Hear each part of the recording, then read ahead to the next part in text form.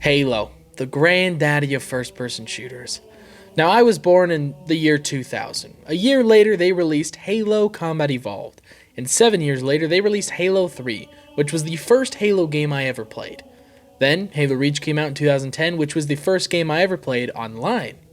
Halo has been a part of my life ever since Halo 3, but I mainly played the campaign and some split-screen multiplayer here or there. When people ask me my favorite multiplayer, for a long time I would say Halo Reach, but that was until they released the Halo Master Chief Collection, one of the best things that 343, the company that owns Halo, has done, creating a single game in which to play almost every Halo multiplayer and campaign. And this is where I stuck my roots, but once again, I was mainly playing the campaign. So I set out to play every single Halo multiplayer in a single day to answer one question: which Halo has the best multiplayer? In order to do this, I have to set a few parameters so that every Halo game gets the same fair attempt. Each game will get 2 matches and will be graded on 3 things: how much it holds up by today's standards, game design, things like guns and maps will affect this, and the most important one, while playing these games, I might not do good. So please understand, I have played hundreds of hours of Halo games. I will try to be impartial, but I am ranking these games based on the 2 matches I play. If I have a sucky game, it might affect my score. And yes, there will be some absolutely absurd rankings, I promise you. So let's get into Halo Combat Evolved. Halo Combat Evolved, the first entry into the series. The first thing I noticed when playing this game is spawn killing is in full effect. I spawn and I'm getting a Magnum shoved in my no-no place within seconds. But also, these maps are small enough that this is the Halo that was the quickest to play my 2 matches in. And mentioning the Magnum, I will say this might be the most glorious gun in all of Halo.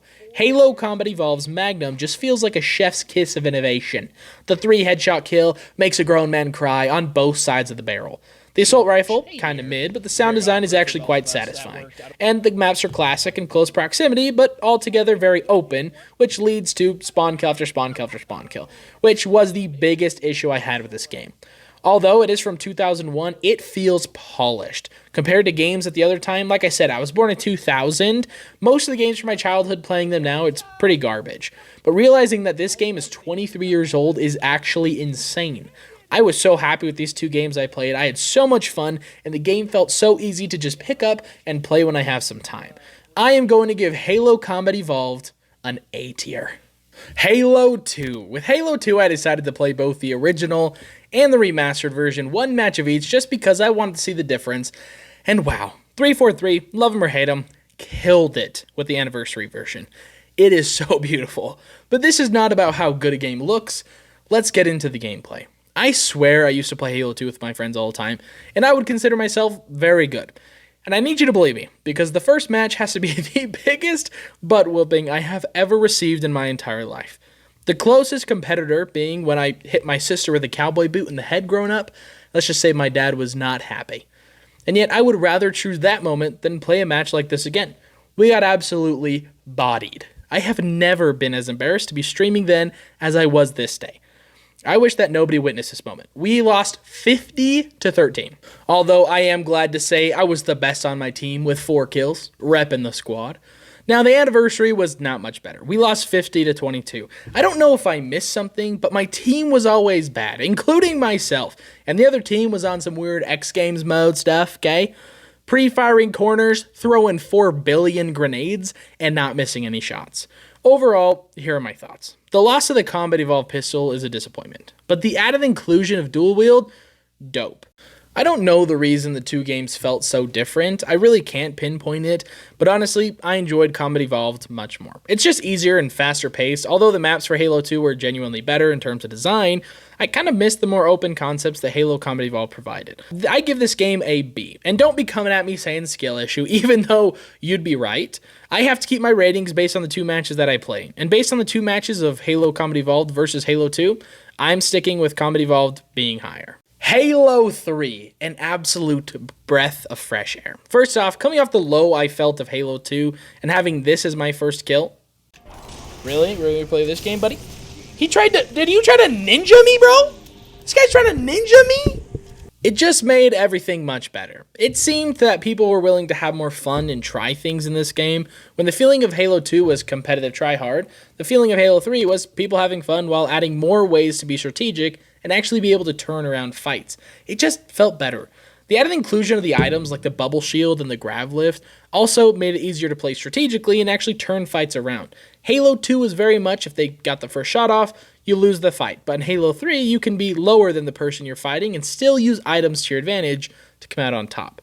Now, spawn killing still exists, but it seems to happen less due to the designs of the map. Speaking of map design, this game is much slower paced than the other games, but in a good way. I'm a little depressed because of the lack of zoom on the starting pistol, but I'm glad they kept the SMG and dual wield. This feels like what I remember playing when I was younger, and I'm going to give Halo 3 an S tier rank.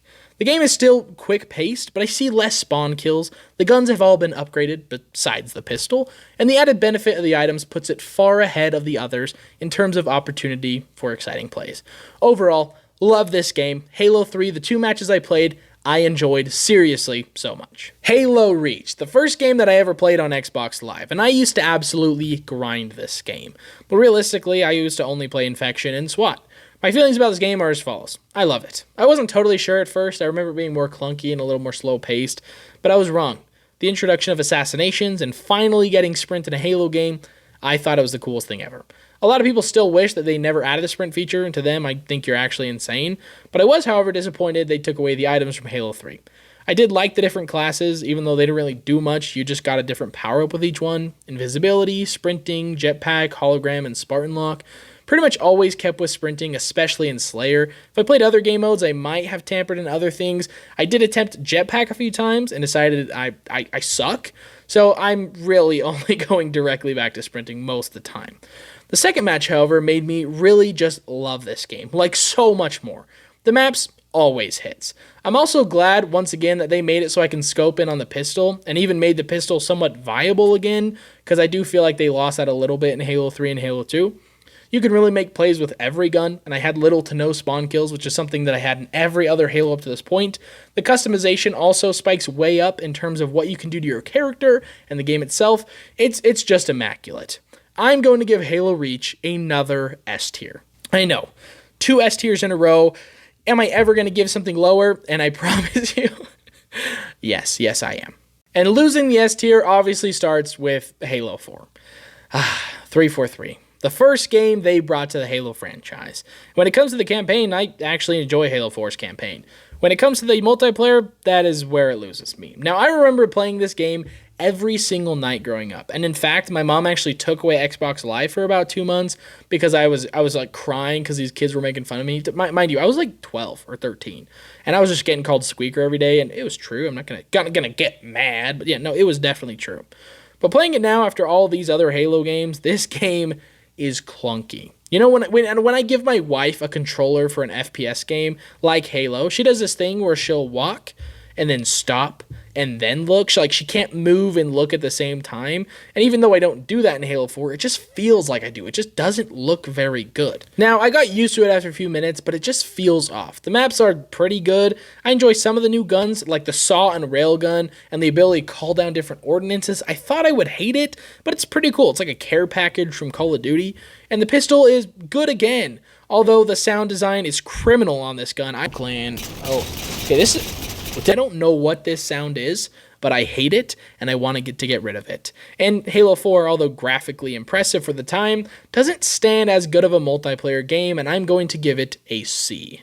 Halo 5 Guardians. Now this might be where I straight up get canceled. Halo 5 multiplayer is insanely fun. The guns feel great. The maps, solid. And the speed in which you play this game is unmatched when it comes to Halo. I'm not joking. Pull out your comments and start just roasting me. I don't care. You can call me a number company shill. You can call me a dumb idiot booty cheeks. But when I'm telling you that this game is actually so fun, I need you to believe me. And the reason I'm so passionate about this, and you'll see my ranking here in a second, is because this game does not deserve the hate that it has in the multiplayer. Now, the campaign is garbage, and I can do a whole nother video about how much I hate the Halo 5 campaign, but that's not what we're here for. We're here to play 2 games. We're here to choose a rank after those 2 games, and honestly, it's an S tier. The hit markers, the sounds are so satisfying. The pistol in this game, it's the only gun you actually need. I went on a 3 kill streak, only getting perfect medals, and it might be the coolest I have ever felt. This game is solid, and I hate to say that because the campaign is obsolete, and it's garbage, and it's so bad. So what makes the multiplayer fun? Well, they took what I hated about Halo 4 and they just got rid of it. The clunkiness. It does not exist in this game. It is smooth as butter. The added movement options, man, I hate to say it, they're good. I could go with this without the speed tackle thing, but slowing down when you aim in the air and the side dodges and the ground pounds are all insanely cool technical options while still being very easy to use and understand. The barrier to entry in this game is easy, and the skill cap is very high. They kept all the cool weapons from Halo 4 while still keeping the original items that made Halo great. The multiplayer got a bad reputation for just being a part of Halo 5 because the marketing of the game lied to the players, and the campaign was actual horse feces. Everyone just put it to the side and played other things. But Halo 5 multiplayer deserved more. It is a seriously fun game. I feel that the bar for SBS shooters at the time was pretty low, but this game definitely set it. Based on the 2 games I played, it's an S tier game, and I'm not even joking. Halo Infinite, the swan song of 343. I have a realization that I just made after writing the script and thinking about these games that Halo Infinite is the perfect in-between. Halo 4 didn't try hard enough, and the things they did try with were really lazy. Halo 5 tried way too much, and the things they tried with were just way over the top and kind of lost the spirit of Halo. Halo 5, if I played it just as a completely random FPS that had nothing to do with Halo, but everything was the exact same, I would still love it just because the game is fun. The multiplayer is fun. But Halo Infinite really brings the spirit back.